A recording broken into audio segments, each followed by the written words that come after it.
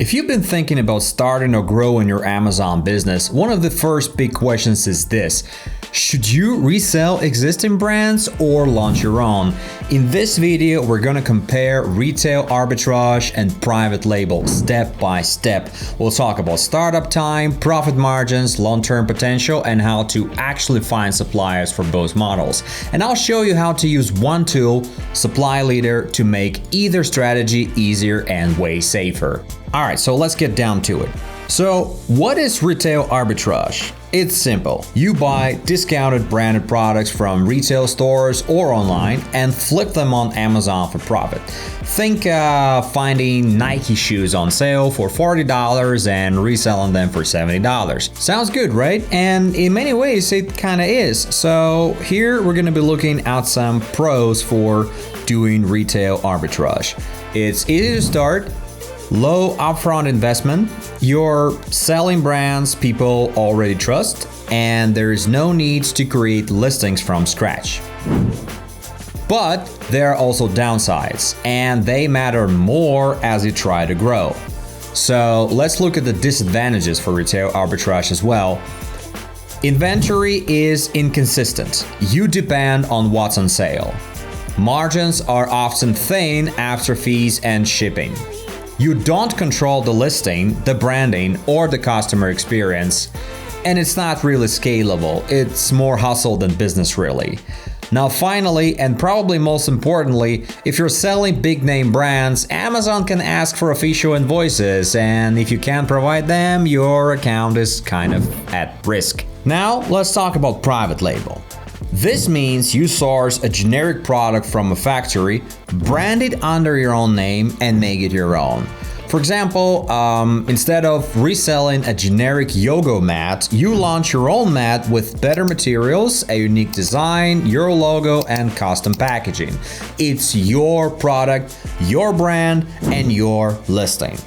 Now let's look at some advantages for this approach. Well, you've got higher margins. You control the branding, the listing, the customer reviews. You can build a real business and brand equity. It's scalable and repeatable and even sellable, which is always a good thing. The disadvantages?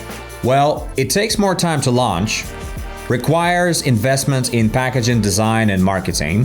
Finding reliable suppliers can be tricky unless you use the right platform. Here's a quick example. Let's say you buy a name brand kitchen thermometer on clearance for $8 and sell it for $18. After fees, shipping, and ads, your profit is maybe $3 to $4 per unit, and you can only find 20 units before stocks runs out. But with private label, you could source your own kitchen thermometer for $3.50 from a verified manufacturer. You add your brand, sell it for the same $18, and after expenses, you're making $7 to $8 per sale. And you can restock endlessly. So what's the challenge? Well, that's sourcing.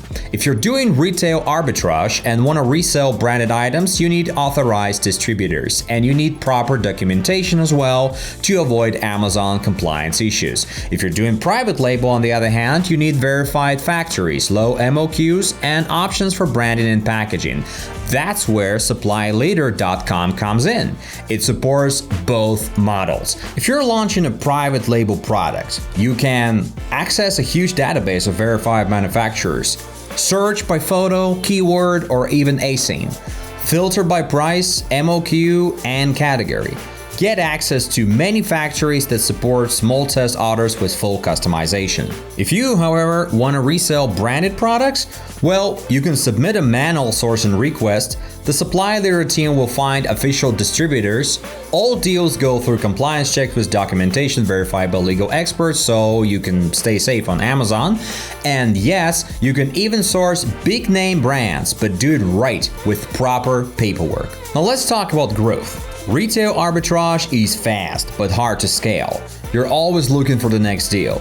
Private label, on the other hand, is slower to start, but gives you freedom to grow. You can create bundles, improve product features, and target your niche. You may also run Amazon PPC campaigns, work with influencers, or build your own site. Build a customer base and launch more products under your brand. You go from reseller to brand owner, and that makes all the difference. Now, what about the exit strategy?